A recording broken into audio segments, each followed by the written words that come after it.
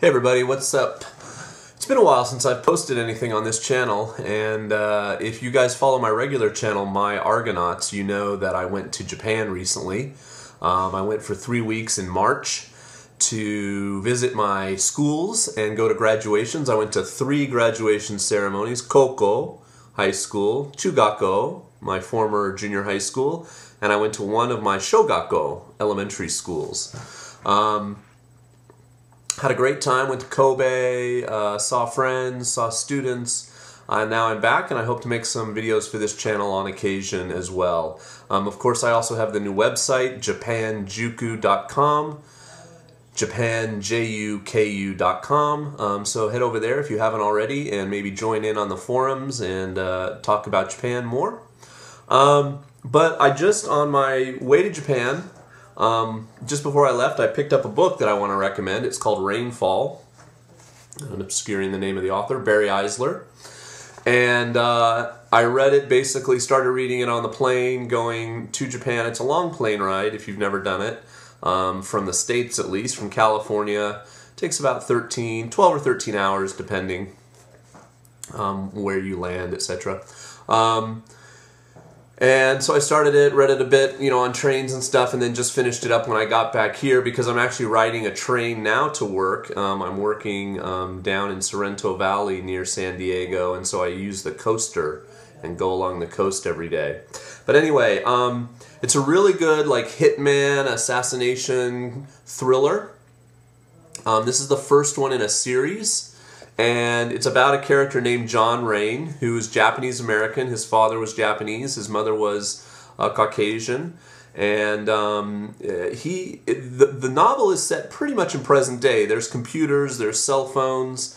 You're not exactly sure what year it was, although I think this was published in about 2002.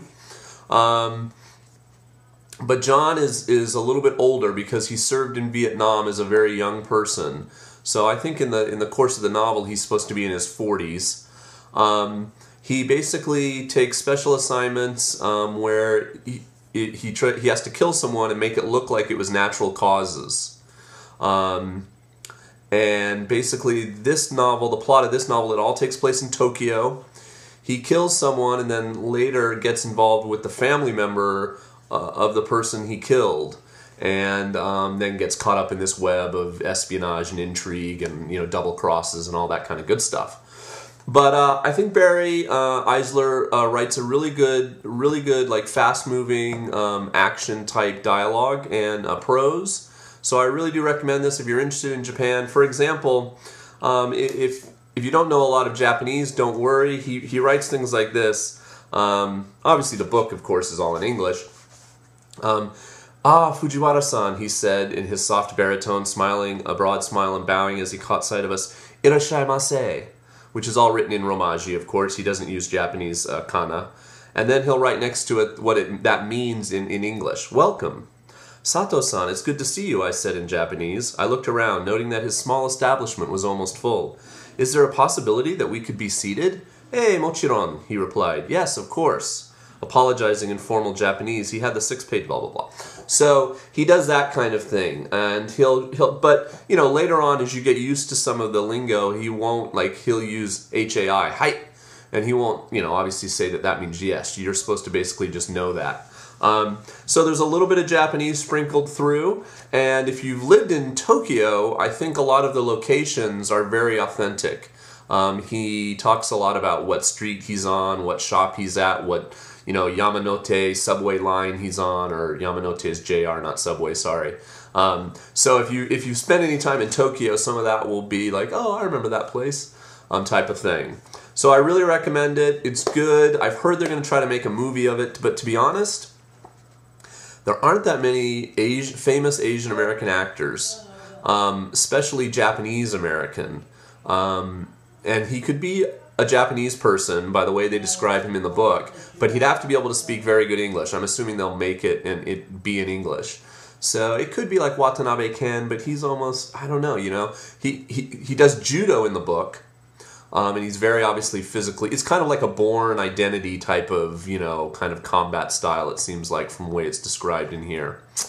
But I think it would be really hard to cast the lead. Everybody else in the story wouldn't be too difficult, but finding a good John Rain that is actually Japanese might be difficult. So I'm already diving into number 2, which is Hard Rain. And I think there's now like 5 or 6 of them. They all have rain in the title until like the 5th one. So if you like action thrillers, you just want a good book, it's not that long. Let's see, yeah, about 350 pages. Rainfall. And the DVD I just watched this week, which I'm sure a lot of you have seen, just for fun, is Nana. And really cute movie. My friend Aang, who I stayed with while I was in Japan, has always wanted me to see it, and I rented it from Netflix so it would have English subtitles. And it's a really cute movie, and they've already made a sequel. It's based on a manga. The songs from it were very popular while I was in Japan. This one came out in 2005, so it's been a while now. Okay, so that's it. Yeah, I got crazy stuff behind me. Check out my Argonauts, check out Japanjuku, stay tuned for more videos. Thanks for hanging in there. There's 900 plus of you now, theoretically, that watch these. So we're almost going to hit 1,000 on this channel. And I hope to have more book reviews and thoughts and ramblings and other stuff.